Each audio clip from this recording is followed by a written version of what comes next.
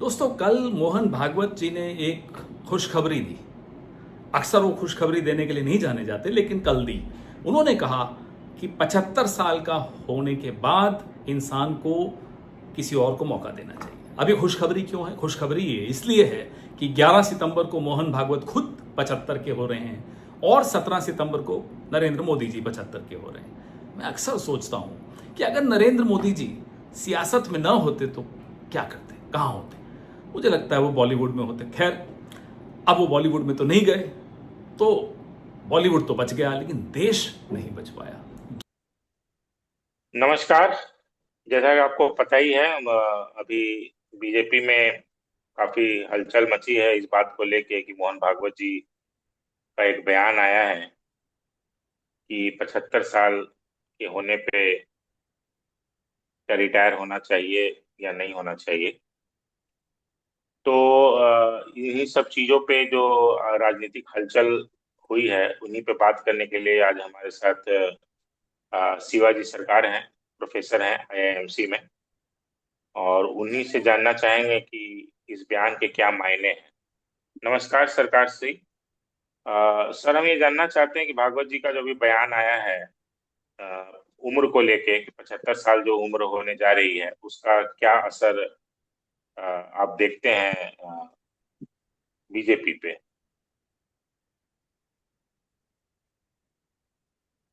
देखिए, भागवत जी ने जो कहा है वो प्रश्न लगता है बड़ा गूढ़ हो गया है। बीजेपी में कोई उस प्रश्न का सीधे उत्तर देना नहीं चाहता है। भागवत जी जी जी। ने तो एक, अगर संघ के तरफ से देखे तो ये कहा जा रहा है तो उन्होंने ऐसे ही कह दिया। मोरोपंत पिंगले का संदर्भ में कहा गया, बात आई थी। तो मोरोपंत पिंगले के जब उनको 75 साल हुए, उनको सम्मान उम्मान किया गया, शॉल पहनाए के, तो उनका कमेंट था कि क्या अब हमारा रुखसत की तैयारी है। तो अब उसी को इससे जोड़ के देखा जा रहा है, और उसके साथ साथ तमाम अटकलें चल रही हैं, इसमें कोई शक नहीं। और उसको थोड़ा सा बढ़ावा दे दिया शिवसेना के उद्धव के संजय राउत ने। उन्होंने कहा कि ये तो पूरा पूरा सीधा इशारा है और इस पर जो है अब कार्रवाई होनी चाहिए। तो उस पे फिर संघ बीजेपी से जवाब आया कि नहीं नहीं, संजय राउत कौन होते बोलने वाले, बल्कि महाराष्ट्र के जो प्रेसिडेंट है बीजेपी के, उन्होंने ही कहा कि वो कौन होते बोलने वाले, ये हमारा मामला है, ऐसा कुछ नहीं। इसका एक दूसरा पक्ष भी चल रहा है जो जवाब में जी जा रहा है भागवत जी कि भागवत जी भी तो 75 के होने वाले हैं। तो अब ये 75 का दंगल एक शुरू हो गया है बीजेपी में।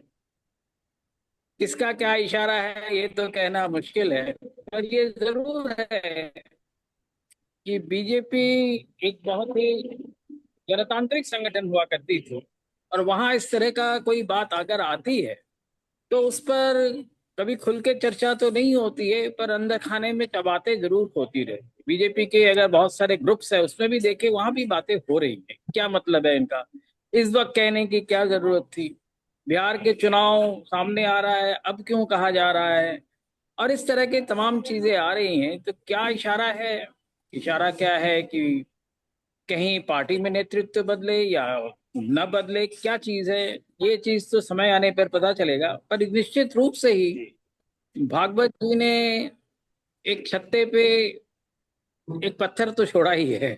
अब उस पत्थर से निकलते हुए जो मधुमक्खियां हैं किधर किधर जाएंगी, ये देखने की बात है। पर कहाँ कहाँ भागवत इसका जी, डंक लगेगा। हाँ, डंक लगेगा नहीं लगेगा ये किसी को नहीं पता। पर भागवत जी जो है कई बार बड़े इनोसेंटली कई बार ऐसी बातें कर जाते हैं जिसके कई तरह के असर हो जाते हैं। तो इसलिए ये कहना मुश्किल है कि भागवत जी ने कुछ चीजें जानबूझ के कही है या जस्ट कई बार होता नहीं है कि हम लोग बात कर रहे हैं, बातें करते करते कई बार कई चीजें हम कह जाते हैं जिसका हम कोई गूढ़ गूढ़ अर्थ हमारे तरफ से नहीं होता है, पर जब हम कह जाते हैं तो उसका गूढ़ अर्थ निकालने की कोशिश की जाती है। तो भागवत जी का, राजनीति में तो सवाल पूछे ही जाएंगे सर। जी हाँ, बिल्कुल सवाल पूछी जाएगी और पूछा जाना भी चाहिए। राजनीति बिना सवाल के आगे बढ़ता नहीं है। जितने सवाल पूछे जाते हैं उतनी ही राजनीति आगे बढ़ती है। ये हम पहले भी देख चुके हैं, अब भी देख रहे हैं, और आगे भी ये चलता रहेगा। क्योंकि राजनीति का मतलब ही है बातें करना, बातों पे बातें करना, और बातों पर बातें जो होंगी उस पर फिर बातें करना। बिना बातों की राजनीति तो होगी नहीं। जो बातों की जी जी राजनीति जी जी चल रही है। जी। जी जी। हमारे साथ शंभू भद्र जी भी जुड़ गए हैं, वरिष्ठ पत्रकार हैं। इसी मुद्दे पे वहां से देखिए वहां रुपये जाएगा, हमारे साथ उससे कुछ बात करने दीजिएगा, के एक लिए कदम डाल देंगे। शंभू भद्र जी, नमस्कार, आपका स्वागत है। सर, हम ये जानना चाहेंगे कि मोहन भागवत जी का जो बयान आया है, तो क्या उन्होंने ये सोच समझ के ये बयान दिया है, और भारतीय राजनीति में इसके क्या मायने निकलेंगे? मोहन भागवत ने यूं तो एक कार्यक्रम में बोला है, और मजेदार बात है कि उस कार्यक्रम का 75 से बड़ा रिश्ता है कि जिस शख्स प्रोग्राम में वो गए थे, तो उनकी वो 75वीं वहां पे उस जयंती की तरह से था कि उसमें 75 साल पूरे हो रहे थे, उस पे वो गए थे। लेकिन इस 75 का भारतीय राजनीति में बड़ा इम्पोर्टेंट है, और खास करके जो भाजपा के लिए इस 75 का बड़ा एक महत्व है। कारण ये है कि आपको याद होगा कि जब पीएम मोदी के लिए बीजेपी में रणनीति बन रही थी 2012-13 में, और कोशिश की जा रही थी कि पीएम मोदी को एज ए पीएम कैंडिडेट बनाया जाएगा, तो बीजेपी में जब धीरे धीरे उनके पक्ष में सारे लॉबी हो रहे थे, संघ भी पीछे आ रहा था, सब आ रहे थे, तो उस समय में बीजेपी के पास लाल कृष्ण आडवाणी के तौर पे एक बड़े नेता मौजूद थे। तो आडवाणी को साइड करके मोदी को आगे बढ़ाना एक नैतिक रूप से बीजेपी पे एक दबाव था कि इसको कैसे किया जाए। तो उस वक्त एक फार्मूला निकाला गया कि 75 वर्ष से अधिक उम्र के जो नेता हैं उनको साइड किया जाए, उनको मार्गदर्शक मंडल में डाला जाए। मंडल में शामिल कर दिया जाए। और मैं नहीं उस हटूंगा। उस वक्त आवाज जा रही है? जी जी सर, आवाज आ रही है, बोले आप। तो उस वक्त एक मार्गदर्शक मंडल बना करके लाल कृष्ण आडवाणी जैसे प्रखर नेता को मार्ग उसमें डाल दिया गया, उसमें मुरली मनोहर जोशी भी और भी जो वरिष्ठ नेता थे, और मोदी के लिए रास्ता क्लियर किया गया था। तो बीजेपी ने एक अपने स्तर पे एक नियम बनाया कि 75 वर्ष उम्र की जो भी नेता है वो अब पार्टी के लिए रहेंगे, लेकिन प्रमुख पदों पे नहीं रहेंगे, और वो मार्गदर्शक मंडल में रहेंगे। तो इस हिसाब से एक नियम बना करके और मोदी के लिए रास्ता साफ किया गया है। अब जब यदा कदा 75 की बात उठती है बीजेपी के अंदर, तो चूंकि बीजेपी एक पार्टी विद डिफरेंस के साथ, एक नैतिकता के साथ, एक नैतिकता की राजनीति करने वाली पार्टी है जो अपने लिए अपने ही नियम बनाया हुआ है, तो इस समय अगर संघ प्रमुख 75 की बात कर रहे हैं, तो निश्चित रूप से एक बीजेपी को अपना ही एक नियम, अपना ही एक तरीका को इधर मत करो, याद दिला इधर रहे हैं जाओ। कि आपने 75 वर्ष के लिए एक सीमा निर्धारित की थी कि जिनकी उम्र 75 वर्ष हो जाए उनको मार्गदर्शक मंडल में डाल दिया जाए। क्योंकि शामिल सितंबर किया में नरेंद्र मोदी 75 वर्ष पूरा कर रहे हैं, खुद मोहन भागवत भी सितंबर में 75 वर्ष अपने लिए पूरा कर रहे हैं। तो अगर उम्र के हिसाब से, हालांकि संघ ने ऐसा कोई पैमाना अपने लिए नहीं बनाया है, लेकिन बीजेपी ने अपने लिए ये पैमाना जरूर बनाया है। तो अब ये बीजेपी के नैतिकता पे है कि 75 वर्ष पूरे होने के बाद क्या बीजेपी अपने उस नियम का पालन करेगी या नहीं करेगी। अगर नियम का पालन करेगी तो फिर मोदी जी को जाना होगा और कोई नए शख्स को प्रधानमंत्री के बागडोर देने पड़ेंगे, अगर बीजेपी अपने नियमों को सख्ती से पालन करती है तो।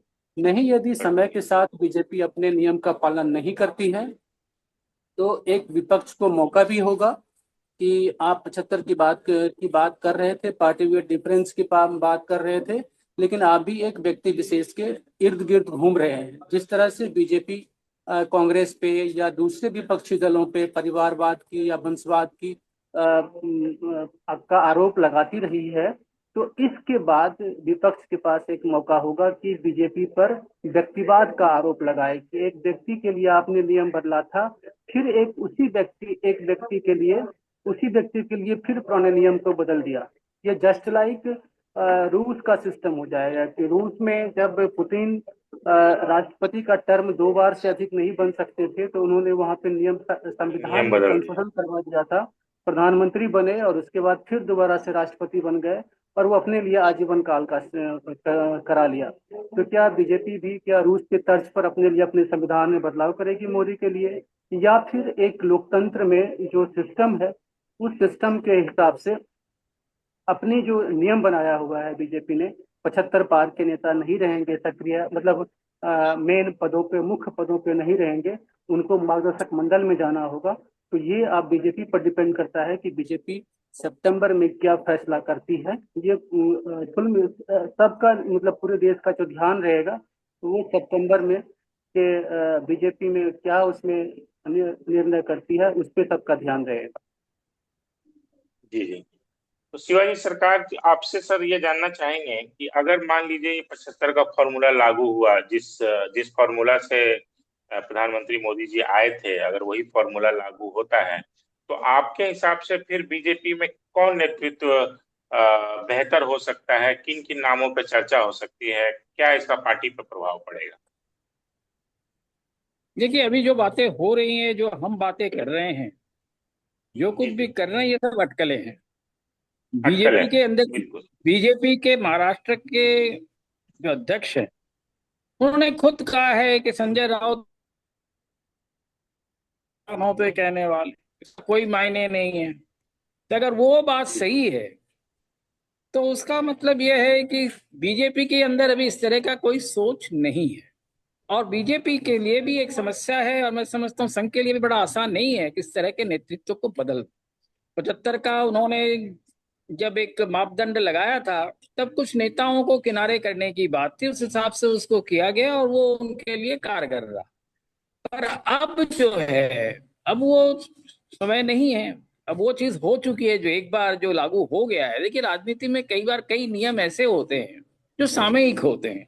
तो एक समय पर ये नियम लागू हो चुका है, अब दोबारा वो लागू होगा ये जरूरी नहीं है। ये कोई गवर्नमेंट का वो नहीं है कि 58 साल या 60 साल या 65 साल में रिटायर होना ही होना, ऐसा कुछ नहीं है। फिर राजनीति में ऐसा होता भी नहीं है। इससे राजनीति तो में सर पार्टी, मैसेज देखिए, गलत बहुत सारे। जाएगा ना। जी। तो जैसे कि वो नहीं, तो है राजनीति ही, में जैसे सर। हाँ इससे बिल्कुल तो बिल्कुल, सर बोले बहुत सर। सारी मैसेज चीजें गलत देखती है। जाएगा। तो पार्टी विद डिफरेंस का जो मैसेज है, जो पार्टी ने अपने लिए नियम बनाया और उसी नियम को अगर फॉलो पार्टी नहीं करेगी तो जनता में तो पार्टी को लेकर के मैसेज गलत जाएगा। हाँ, खासकर तो बीजेपी में है कि पार्टी पहले, तो कुर्सी बाद में। सवाल ये है कि सुविधा की राजनीति तो सभी करते हैं, मतलब कि कांग्रेस भी अपनी सुविधा की राजनीति कर रही है, तब राहुल गांधी और परिवारवाद पे फिर आरोप आप कैसे लगाएंगे? लालू यादव का परिवार भी अपनी सुविधा की राजनीति कर रहे हैं, नीतीश कुमार भी अपनी सुविधा की राजनीति कर रहे हैं, ममता बनर्जी भी अपनी सुविधा की राजनीति कर रही हैं। दूसरे जो राजनीतिक परिवार हैं, चाहे फारूक अब्दुल्ला का परिवार है, चाहे मुफ्ती मोहम्मद सईद का परिवार है, या करुणानिधि का परिवार है, सब परिवार अपनी अपनी सुविधा से राजनीति कर रहे हैं। तो फिर तो ये लोग, बीजेपी अपने आप को अलग पार्टी के तौर पे घोषित कर रही है और कहती भी रही है, पार्टी की तरफ से बार बार नेताओं की तरफ से बयान आता है। तो उस कंडीशन में अगर बीजेपी अपने ही बनाए नियम का पालन नहीं करेगी तो बाद में तो वही होगा कि सब एक ही बराबर है, उसमें फिर अलग से कहने के लिए कुछ नहीं है। बिल्कुल बिल्कुल, वो तो है सर। फिर भद्र जी, हम आप ही से जानना चाहेंगे सर कि ये विपक्ष इस मुद्दे को कैसे उठाएगा, और उनकी क्या रणनीति रहेगी? वो तो चाहेंगे बिल्कुल कि प्रधानमंत्री मोदी हटें और कोई और देखिए, आए, मैं एक चीज कह इच्छा दूं, तो रहा ही है।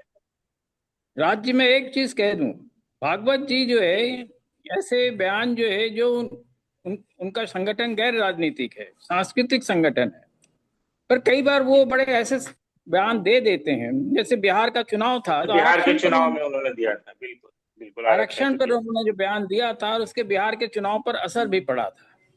तब क्या जी जी। ये भी बिहार के चुनाव कभी भी नवंबर में होने वाले हैं? कहीं बिहार के चुनाव से इसका ताल्लुक तो नहीं है इस पे कोई? भी हम लोग चर्चा करेंगे सर, बिहार चुनाव पे इसका क्या प्रभाव पड़ेगा। प्रभाव भद्र तो जी बता पड़ेगा। देते अच्छी बात है। नहीं नहीं, उन्हीं से पूछ लेंगे सर। तो वही हम चाह रहे थे सर कि भद्र जी, आपसे पूछना चाहेंगे कि विपक्ष इस मुद्दे को कैसे लेगा, और क्या उनकी एक लाइन रहेगी राजनीति के माहौल को देख के? मुझे बोल रहे हैं। जी सर।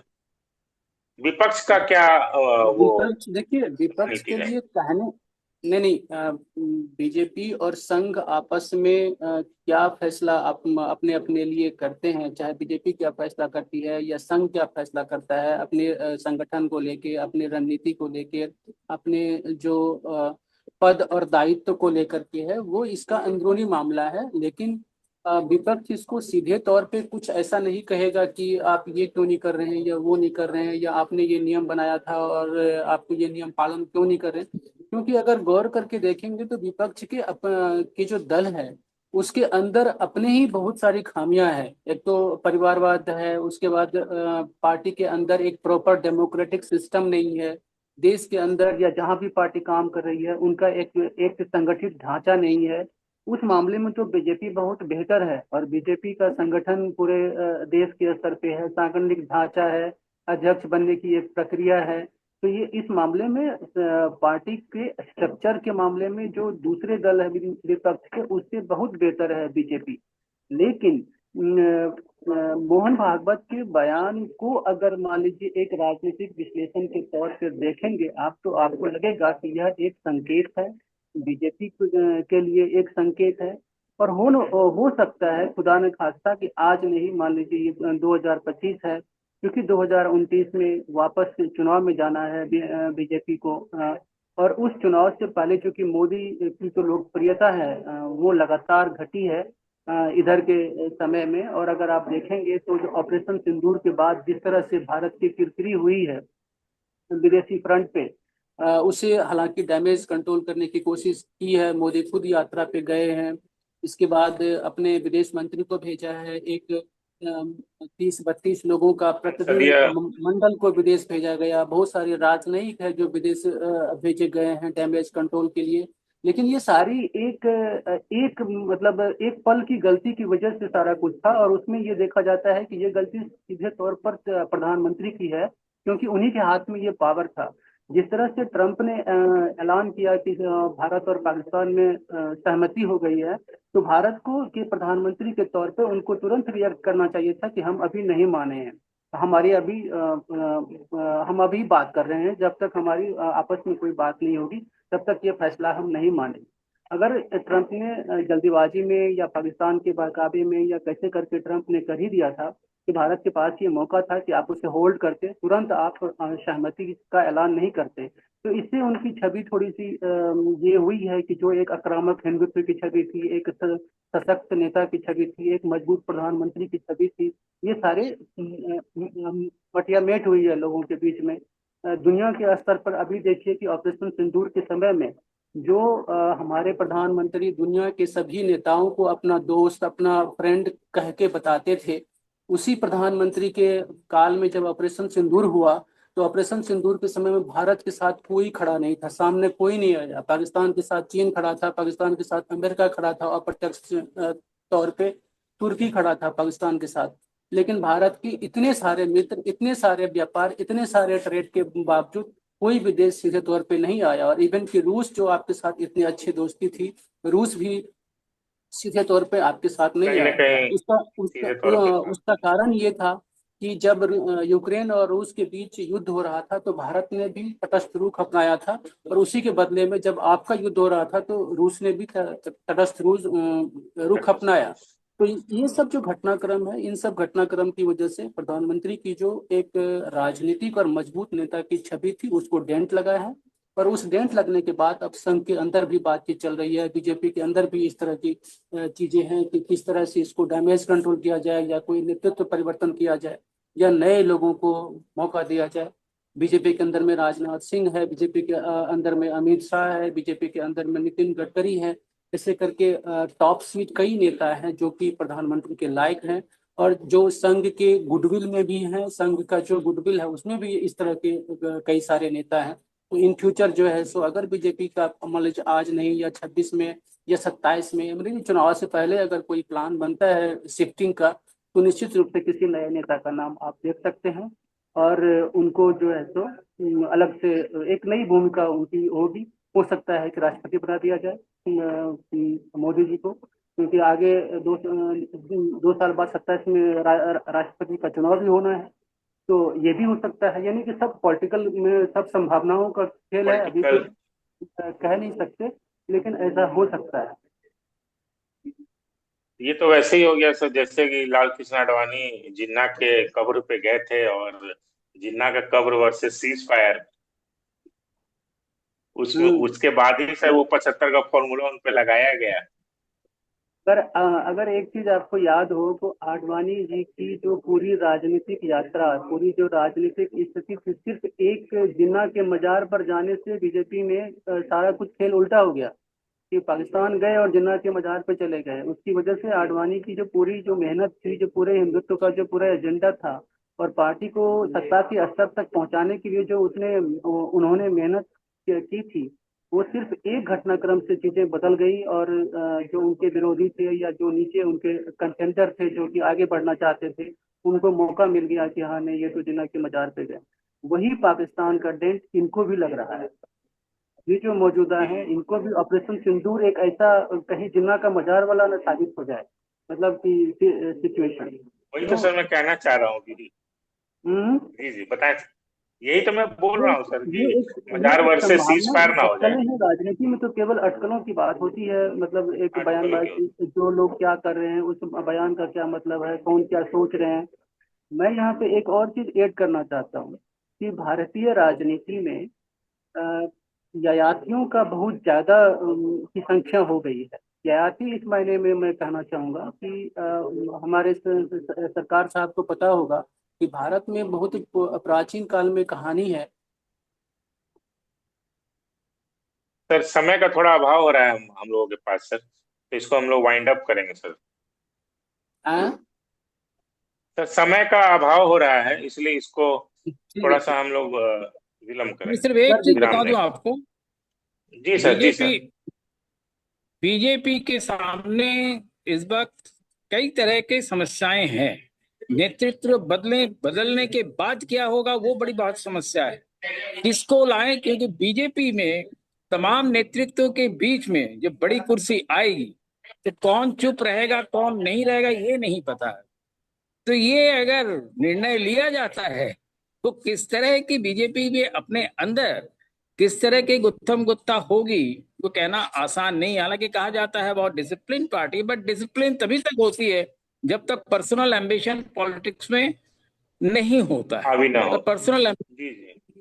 तो इसलिए अभी क्या होगा कहना मुश्किल है। पर अभी बिहार चुनाव पर इसका क्या असर होगा, मैं समझता हूँ सबसे पहले वो देखने की जरूरत जी जी, बिहार चुनाव पर इसका असर होगा सर, जरूर होगा। है। जी। जी सर। शंभू भद्र, बिहार चुनाव पे क्या असर होगा सर इसका? मैं जी जी। बिहार ये चुनाव पे क्वेश्चन इसका आप कुछ पे ड्यू खास था असर सर। नहीं, इसका कुछ खास असर नहीं होने वाला है। बिहार के जो चुनाव है, जो वहाँ का जो सामाजिक समीकरण है, वो एक तरह से मतलब कि सेट है। उसमें ज्यादा कुछ नहीं है कि इस तरह के बयान से या, क्योंकि अभी कुछ तुरंत नहीं हो रहा है। तो लोगों को दिखाई देगा कि एक चीज है बनी हुई। और इस बयान का जो आम जनता है, जो आम वोटर है, उनको तो इस बयान का मतलब भी पता नहीं चलेगा कि इस संघ के प्रमुख ने क्या बोला 75 वाला और क्या स्थिति हुई। तो इससे बहुत फर्क नहीं पड़ेगा।